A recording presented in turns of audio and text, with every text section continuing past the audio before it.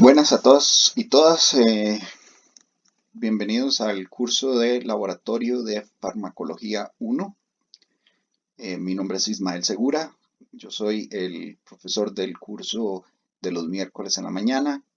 Sin embargo, por la situación que estamos pasando y la necesidad de virtualizar los cursos, decidimos que yo voy a hacer un video del tema del día de hoy. Eh, Este tema se trata de fuentes de información en farmacología. Entonces, el día de hoy yo voy a hacer la presentación con este video, lo mismo que les hubiese explicado su profesor presencialmente. Y con esta información, más la guía que se encuentra disponible en mediación virtual, ustedes van a poder completar el, eh, las las preguntas que vienen dentro de esa misma guía.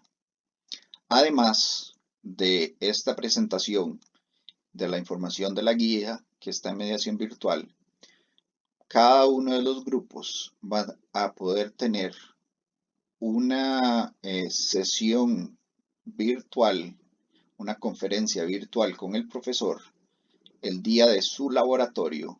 Posiblemente vaya a ser como de entre 20 y 30 minutos para que los estudiantes puedan realizarle preguntas al profesor en cuanto a la información que ya se les ha dado de manera virtual, o si tienen dudas para completar la guía, el trabajo que tienen que subir. Una vez que hayan tenido la conferencia con el profesor, que es el día de su laboratorio, tienen que subir a mediación virtual el trabajo que ya hayan completado. Tienen hasta el mismo día de su laboratorio, hasta el final del día, entiéndase a las 11:59 p.m. Entonces tienen todo el día para subir su trabajo a mediación virtual. Eh, en cuanto a la conferencia con su profesor, cada profesor les va a hacer llegar la información de cómo y a qué horas se van a comunicar de manera virtual. Entonces, el día de hoy o esta primera semana de laboratorio, el tema es fuentes de información en farmacología. Para farmacología y en general para ciencias, tenemos varios, por decir así, niveles de fuentes de información. Las primarias son fuentes de información, lo que uno diría es la forma impresa. Ahora son digitales, por supuesto, pero la forma donde uno ve un artículo, un capítulo, una memoria, todas esas son formas o fuentes de información primaria. Es un artículo original, por ejemplo, donde se hace una investigación y se dan los resultados de esa investigación. O la memoria de un congreso, por ejemplo, o un capítulo de un libro. Todas esas son fuentes de información primaria.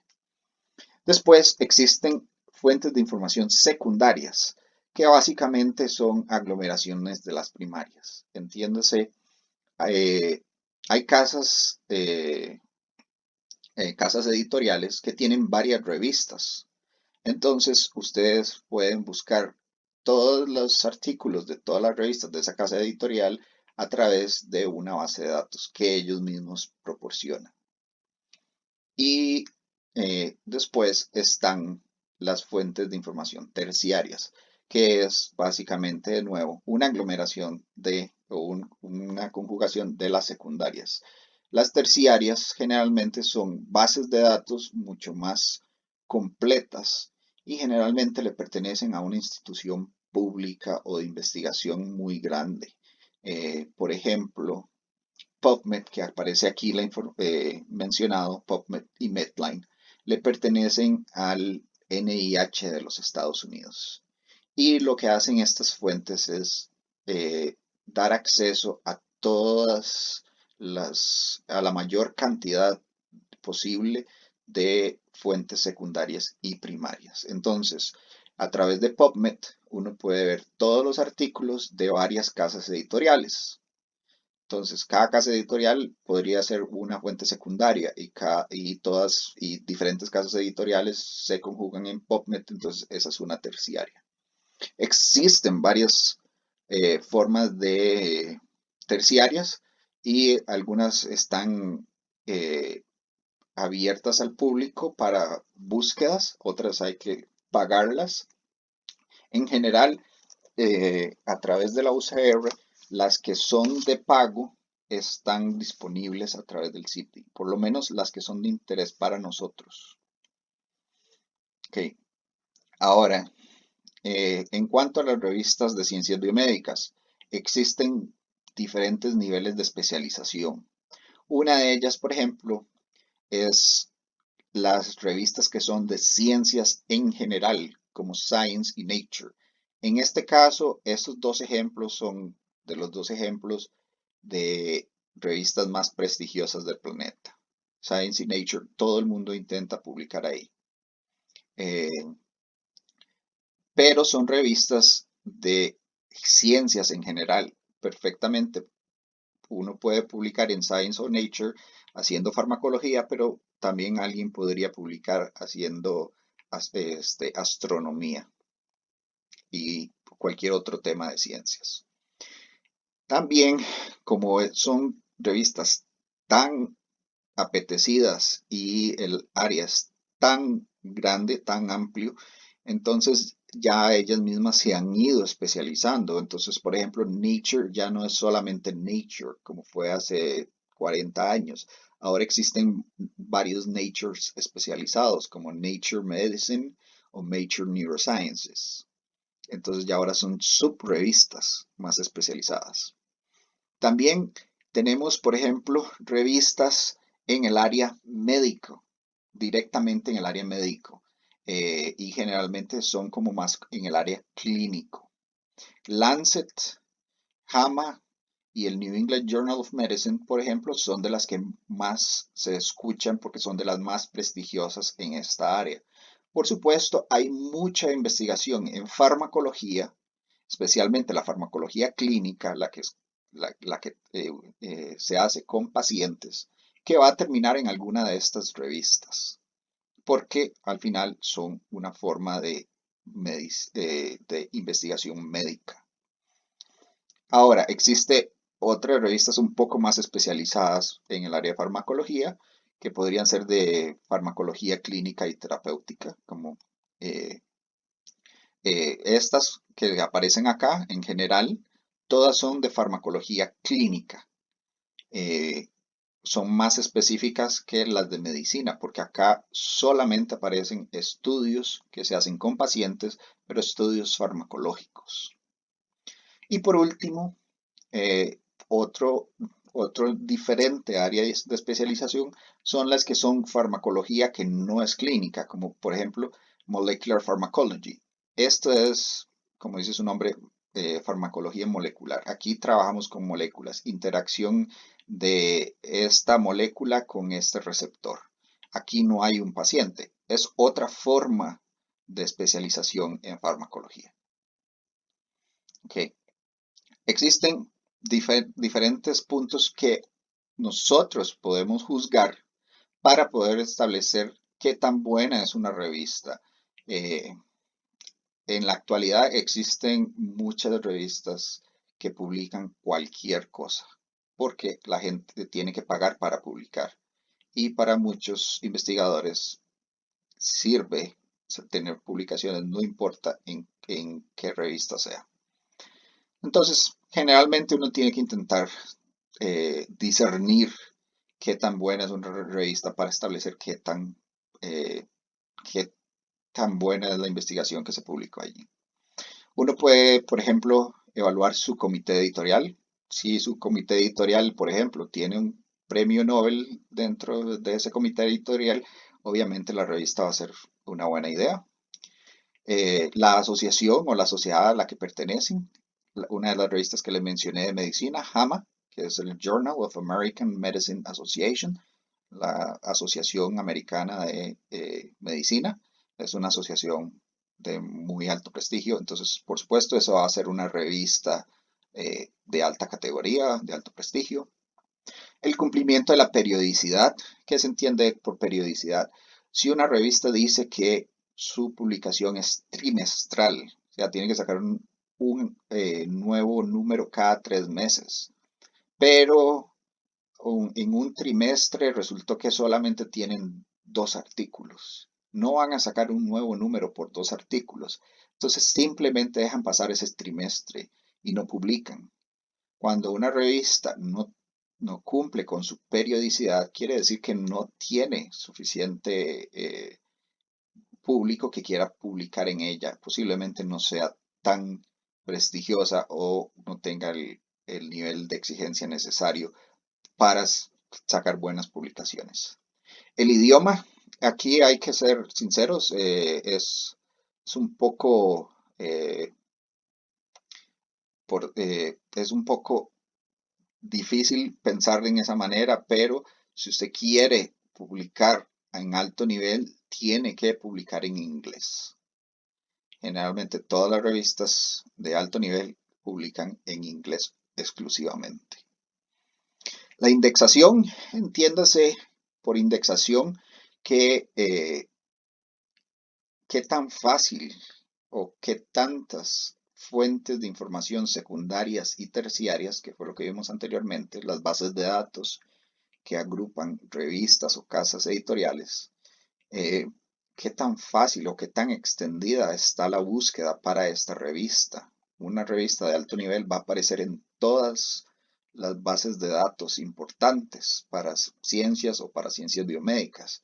Una revista que sea menos prestigiosa o que tenga una circulación muy pequeña ya no va a aparecer en algunos sí y en otros no. Y después, posteriormente, también hay que tomar en cuenta el factor de impacto. El factor de impacto básicamente es un número y eh, es un cálculo que se hace por el número de citas que se hacen a todos los artículos publicados en una revista en los 2 años previos.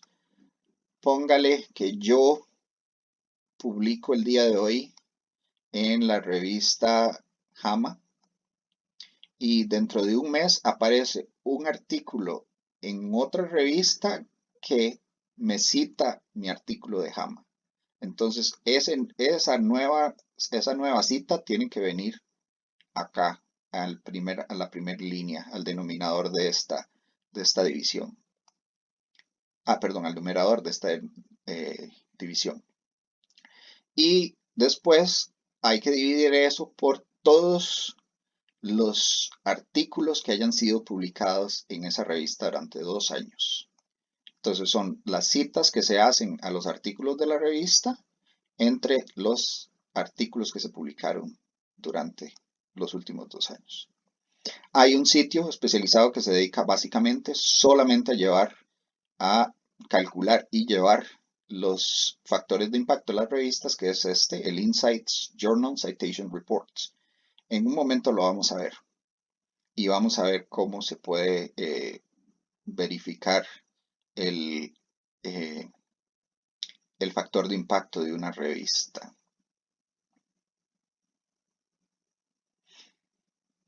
Los tipos de artículos.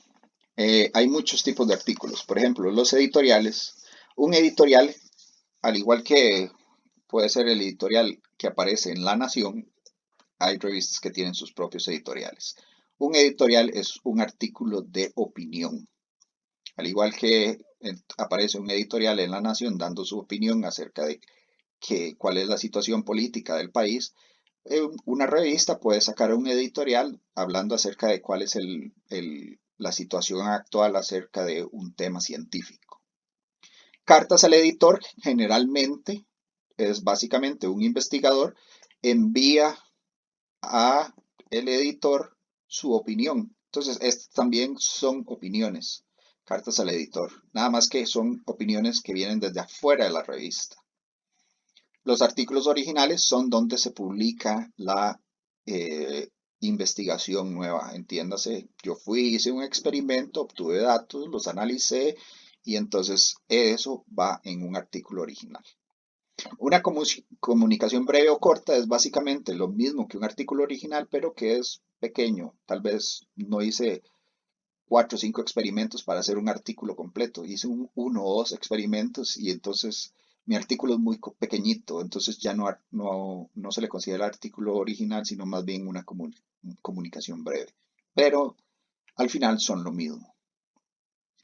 Un reporte de caso, que es lo que se utiliza mucho en medicina y también en farmacia, pero a nivel clínico, entiéndase, un paciente llegó al hospital, tenía el cuadro tal y se le trató de tal manera y el resultado fue el siguiente. Eso es un reporte de caso. También están temas de revisión, que son revisiones de literatura. Un experto, generalmente, alguien que conoce mucho de un tema, eh, va y busca toda la bibliografía o la mayoría de la bibliografía importante acerca de ese tema y hace un resumen global de ese tema para que futuras personas no tengan que ir y buscar toda la bibliografía, sino que se lean el resumen en esa revisión. Eso es un tema de revisión. Aquí no hay investigación nueva, sino que lo que están haciendo es tomar toda la investigación que ya existe y conjugarla en un resumen. También hay revisiones sistemáticas. Las revisiones sistemáticas también a veces se les llama, en algunos tipos de revisiones sistemáticas se consideran meta-análisis. Un meta-análisis es similar a una revisión, a un tema de revisión. La diferencia es que usted va, busca la bibliografía y saca los datos de la bibliografía y después los pone en conjunto con los de otros artículos. Entonces, si yo quiero ver, por ejemplo, eh, el efecto sobre la presión sanguínea de un fármaco X y resulta que hay 15 publicaciones sobre presión sanguínea y el fármaco X, yo me voy y tomo los datos de esos 15 publicaciones y ahora hago entonces una publicación con todos esos 15 sets de datos. Y eso es un metaanálisis.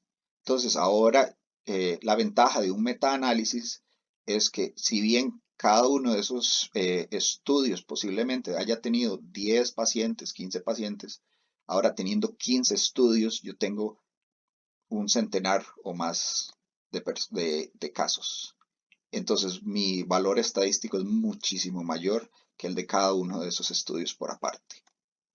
Eso ha sido puesto como una de las mejores formas de lidiar con las prácticas clínicas a través de una casa editorial que se llama Cochrane. Cochrane es una casa editorial que se dedica exclusivamente a realizar metaanálisis. Y ahora vamos a ver el sitio web de Cochrane. Y después tenemos reseñas. Generalmente las reseñas son históricas.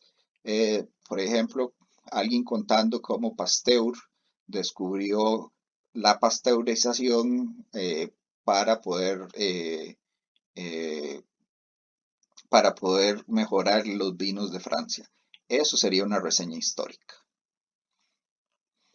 Ok, a través de el CIPDI, nosotros tenemos acceso a fuentes secundarias y terciarias. O sea, entiéndase, pueden ser revistas, pueden ser buscadores de una casa editorial o pueden ser buscadores de bases de datos que tienen muchas revistas de muchas casas editoriales. Aquí entonces, por ejemplo, está Annual Reviews, que eso es una casa editorial, básicamente. Cochrane también es una casa editorial, como les dije. EBSCO incluye a varias casas editoriales. También Science Direct. Lo bueno es que algunas de estas entonces están especializadas solamente a ciencias de la salud o solamente a farmacología, toxicología y farmacéutica. Entonces eso nos ayuda un poco para no tener que ir y buscar un montón de artículos que nos aparezcan, que sean, no sé, de ingenierías o de sociología, que no tienen, que no son de nuestro interés. Aquí quiero pasar directamente a ver el tema de ZipD. La página es zipd.ucr, perdón, zipd.ucr.ac.cr. Supongo que todos ustedes ya la han accedido en muchos momentos. Acá ya yo me logué, entonces no tengo que volverlo a hacer, pero incluso yo estoy desde fuera de la universidad y yo puedo acceder a todos los sistemas de pago que tiene el ZipD logueándome a través de esta página. Acá, entonces, lo que más nos interesa, por ejemplo, son las bases de datos. Las bases de datos suscritas, esas son las que el ZipD paga. Porque, por ejemplo, aquí están las bases de datos de acceso libre. Pero para eso yo no necesito acceder a través de ZipD. Entonces, acá están las bases de datos suscritas. Ya yo tengo abierta acá y lo que entonces me aparece son, por ejemplo, texto completo y referenciales. En general, texto completo son fuentes secundarias, son revistas o casas editoriales que tienen varias revistas. Y referenciales son terciarias, entiéndase, bases de datos que conjugan todas las demás, como ya lo hemos explicado. Entonces, acá ya yo tengo abierto bases de datos de texto completo. Como pueden ver, entonces aparecen revistas y también aparecen casas editoriales. Acá, por ejemplo, está Cochrane. Como les había explicado, Cochrane es una casa editorial que se dedica a hacer análisis sistemáticos. Ya yo la tengo abierta acá. Pero entonces, acá, por ejemplo, pueden ver que ya hay gente trabajando en revisiones sistemáticas de coronavirus. Pero veamos esta en específico. Se trata de un metaanálisis o un estudio sistemático de el té verde en la prevención de cáncer. Entonces, básicamente, estos autores tomaron toda la literatura que existe acerca de té verde en prevención de cáncer, juntaron todos los datos y hicieron un nuevo análisis. Y aquí ustedes pueden ver entonces el resultado de ese análisis. Pero así hay para básicamente cualquier fármaco con cualquier enfermedad. Existen metaanálisis que vienen y agregan los estudios clínicos pequeños de unos cuantos pacientes y entonces encuentran resultados que son más válidos por la potencia estadística de aglomerar los datos. También en esta base de datos secundarias, entonces podemos acceder a Access Pharmacy. Ya yo aquí la tengo abierta. Y Access Pharmacy básicamente tiene casi todos los libros en línea que ustedes van a utilizar durante la carrera. Entonces, por ejemplo, en farmacología ustedes van a utilizar el Dipiro. Ese está acá en línea a través de Access Pharmacy. Es más, para este curso ustedes ocupan de hacer acceso al Dipiro. Y aquí está. Por otro lado, también en esta base de datos secundarias está UpToDate. UpToDate yo también ya la tengo abierta. Y una de las cosas que nos permite hacer UpToDate es interacciones de fármacos. También, por ejemplo, tiene calculadores para calcular dosis o pasar de un fármaco a otro. Pero para la clase del día de hoy, lo que nos interesa más son las interacciones de fármacos. Entonces, aquí ya yo había metido anteriormente dos fármacos que entonces yo quería ver si tenían interacción. naproxeno e enalapril, y entonces puedo puedo pedirle que lo analice y me dice que hay que monitorear la terapia, la opción C, monitorear terapia. Y si entro ahí, entonces ya me da un detalle exactamente de por qué una terapia conjunta de naproxeno con enalapril debería de ser monitoreada. Y después aquí entonces yo puedo quitar cualquiera de estos y poner otros, lisopril, por ejemplo.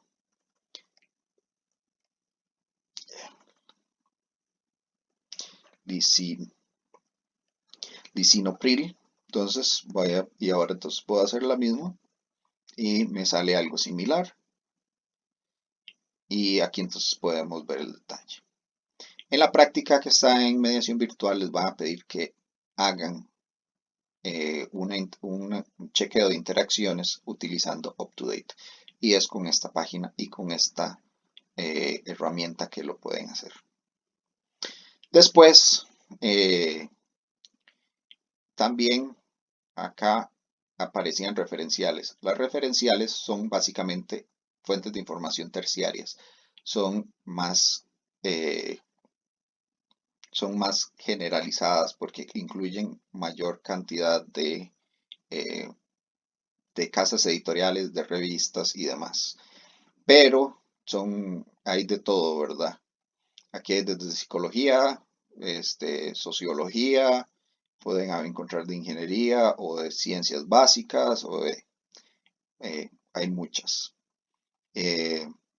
Aquí una que nos interesa es esta, Insights Journal Citation Reports. Esa es la página que yo les había dicho y que ya tengo abierta acá, que hace que lleva y mantiene los factores de impacto de todas las revistas que se publican normalmente. Entonces, por ejemplo, yo acabo de meter Pharmacology. Entonces aquí me aparecen todas las revistas que puedan tener la palabra pharmacology incluida. Entonces voy a poner Annual Review of Pharmacology and Toxicology. Ok, y acá me va a aparecer toda la información de la revista. Acá está el factor de impacto de la revista. Si lo pueden ver acá. Tiene un 19.2. Ese es factor de impacto a 2 años. Por ejemplo, aquí también existe factor de impacto a 5 años. Es todavía mayor. Voy a compararlo contra la revista que tiene el factor de impacto más alto, que se llama Cell. La revista Cell es la que tiene el factor de impacto más alto en todas las ciencias. Y como verán, el factor de impacto de Cell es bastante más alto que el de la revista que acabamos de ver. Este es de 36.216. Bueno, entonces esa parte de la práctica la pueden hacer con con esta fuente de información terciaria que se llama Insights. Ahí encuentran los factores de impacto de todas las revistas. Por último, una cosa más que les quiero enseñar es una fuente de información terciaria que es de acceso gratuito, por lo menos el buscador es de acceso gratuito. Se llama PubMed y básicamente es de los mejores buscadores para literatura en ciencias biomédicas. Una cosa que me gusta de PubMed es que vamos a poder realizar diferencias entre investigaciones clínicas o preclínicas. Que clínicas es en humanos y preclínicas es cuando estudiamos animales de investigación. Entonces, ahora que estamos con el tema de el coronavirus, voy a poner el receptor del coronavirus, que es la ECA2, en inglés ACE2, y entonces voy a poner inhibidor para ver qué hay de información acerca de los inhibidores de la ECA2. Entonces por aquí, por ejemplo, encuentran información acerca de reposicionamiento clínico de fármacos para poder tratar el coronavirus. Y estos son los más recientes. Como verán, la mayoría son 2020. Una cosa que tiene interesante el PubMed es que aquí podemos, por ejemplo, seleccionar que sean revisiones o que sean solamente ensayos clínicos. Acá también podemos escoger que las sean solamente en humanos o que sean en otros animales. Así entonces podemos diferenciar estudios clínicos de estudios preclínicos. Podemos escoger los años y si nos da acceso solamente al abstract o al texto completo. En general es posiblemente el buscador más completo y más poderoso que haya. Lo único malo es que si usted encuentra un artículo aquí, a veces tiene que irse al CIPDI para poderlo acceder. Ahora, si usted está dentro de la universidad y conectado a la red de Wi-Fi o la red alámbrica de la universidad, generalmente, si la revista tiene acceso, de una vez le permite acceder al artículo sin tener que irse a CIPDI. Pero no siempre pasa. ¿Okay?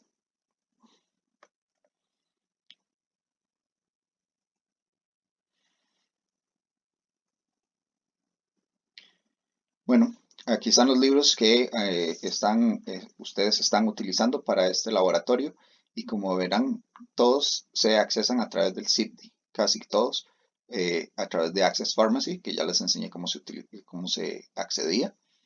Y acá hay otras fuentes de información UpToDate, que es la que les enseñé para poder ver interacciones de medicamentos y que van a ocupar para la práctica. Clinical Key, por ejemplo, es para darle información al paciente. La información médica no siempre es fácil transmitirla de el profesional en ciencias médicas al paciente. Entonces, Clinical Key tiene mucha información que está bien establecida para podérsela comunicar a un paciente. EBSCO es similar a PubMed y estas otras también son similares a PubMed, pero todas son de ciertas áreas o ciertas casas editoriales específicas. Además, ahora tengo que darles información acerca del trabajo final, trabajo de investigación final.